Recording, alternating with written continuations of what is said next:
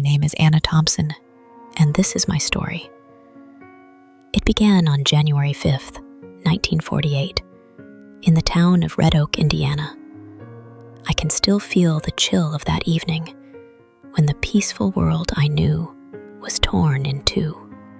Everyone said the return after the Second World War would be easier, but I brought back pain and memories that wouldn't let me rest.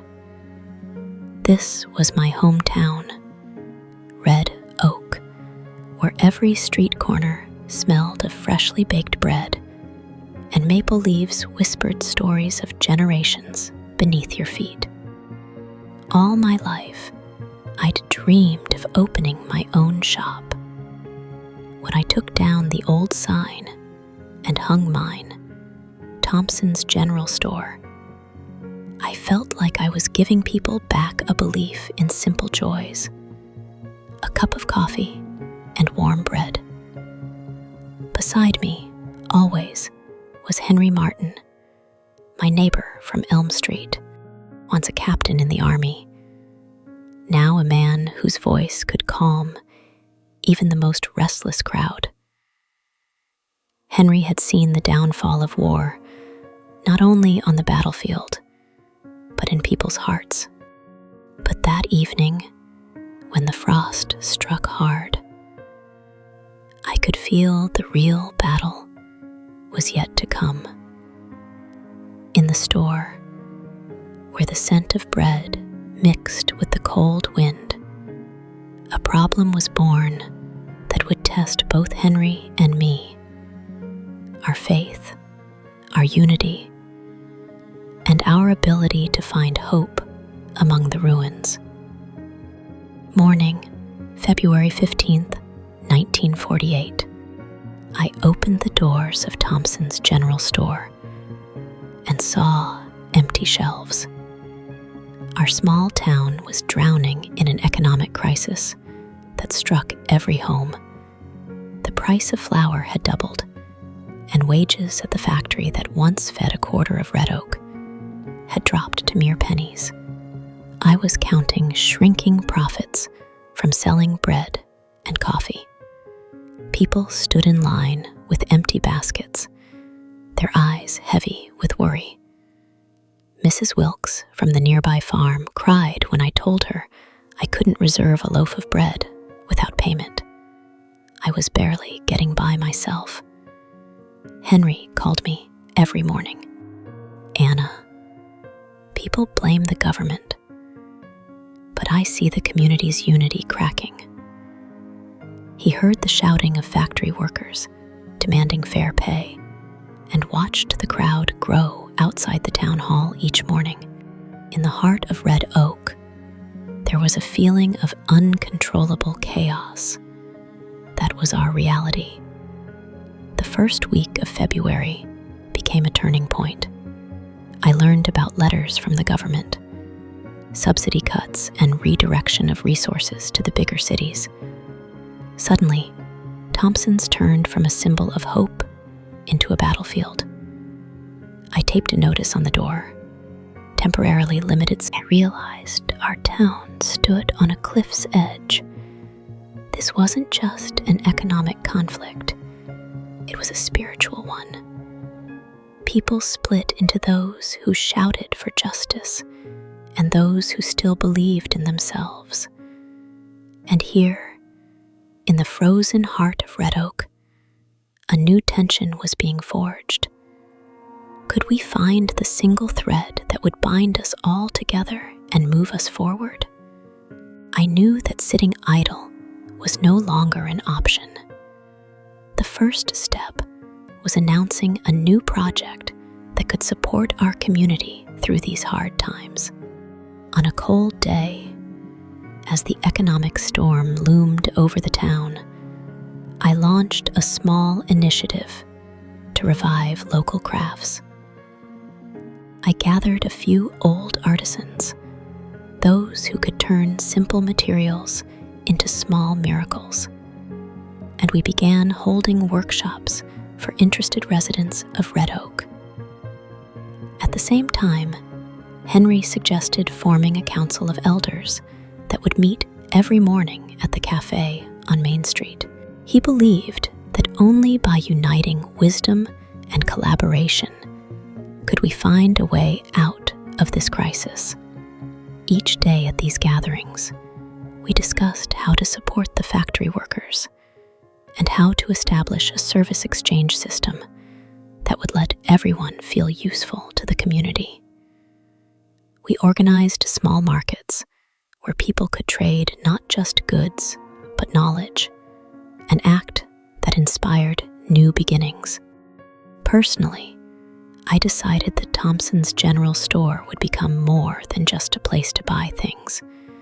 It became a gathering spot where townsfolk shared memories, ideas, and plans for rebuilding trust in one another, small steps that could change our fate. I partnered with local professionals to organize craft workshops for young people, because it's they who will carry the torch of tradition while shaping new ways of life. Thus, our solutions took many forms, from creative revival through crafts to organized councils where every voice could be heard. Both approaches reflected a belief in the power of community, which, standing together, can overcome even the darkest times. Despite all our efforts, I realized that every decision had its shadow side. We truly were reviving traditions, holding workshops and elder councils. But soon it became clear, not everyone was ready to embrace a new reality without loss. I saw how people once united by shared memories began to argue over differing visions of the future. Inside Thompson's General Store, warmth from the crafts was soon met with heated disputes. Should we return to the past or take a leap into the unknown? Some believed traditions should live untouched, even if that meant stagnation. Others thought innovation was needed, even if it risked severing ties with our history. Henry, always a symbol of resolve, began to doubt himself. His advice, once inspiring, now felt incomplete.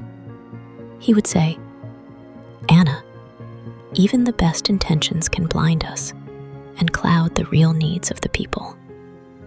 I felt how the crisis wasn't only external, but began to split our hearts. Day by day, we faced situations where trailblazers of change clashed with those clinging to the past. Letters from local authorities ordering strict budget cuts and demands for modernization only deepened the divide between those who saw preserving tradition as a duty and those who longed for change, fearful it might cost them their identity. During this hard time, I understood that our shared struggle was taking on new shades. All our efforts, though they brought moments of unity, came at a price. We paid with disagreements, compromises, and uncertainty. The real battle was within ourselves, when we tried to accept that even good intentions can carry the weight of new challenges. I sat with my doubts, but also with a firm belief. Only by embracing every shade of truth could we begin to search for a real way out of this maze.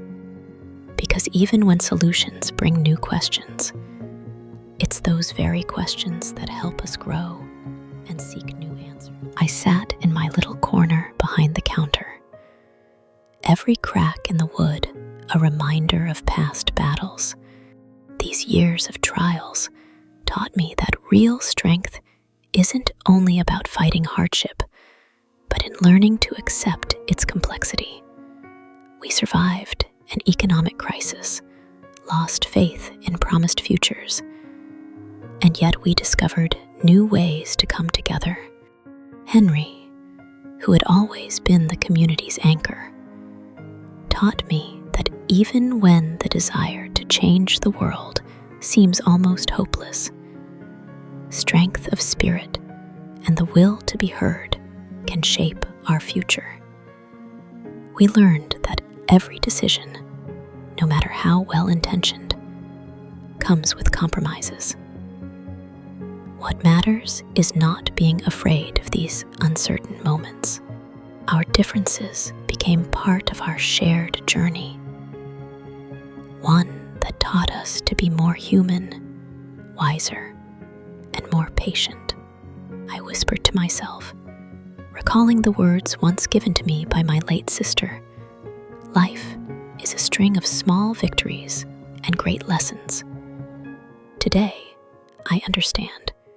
Every crisis is a chance to grow, and every choice, no matter how full of doubt, leads us to true change. At Thompson's General Store, we turned a place of commerce into a hub of stories, where people exchanged not only goods, but memories, dreams, and thoughts. We learned to truly listen to one another, and that skill became our most powerful weapon in facing the uncertainties of the future. To all who hear this story, I say, remember that even in the darkest of times, a spark of hope lives within us. Don't fear your doubts. Embrace them as part of your path to growth. If you ever face trials of your own, remember the power of community, belief in yourself, and the willingness to learn from mistakes can shape a brighter future. I, Anna Thompson of Red Oak, hope my story reminds you that each of us can find a way out of the maze of hardship, and that by joining forces, we can build a bridge toward a better tomorrow. If this story brought back memories or sparked new reflections about your own journey, I invite you to share them in the comments. Tell us what challenge you've overcome, or what small victory you celebrated today. Subscribe to the channel to hear more stories that offer hope, unity, and real emotion. Together, we can create a space where every story matters.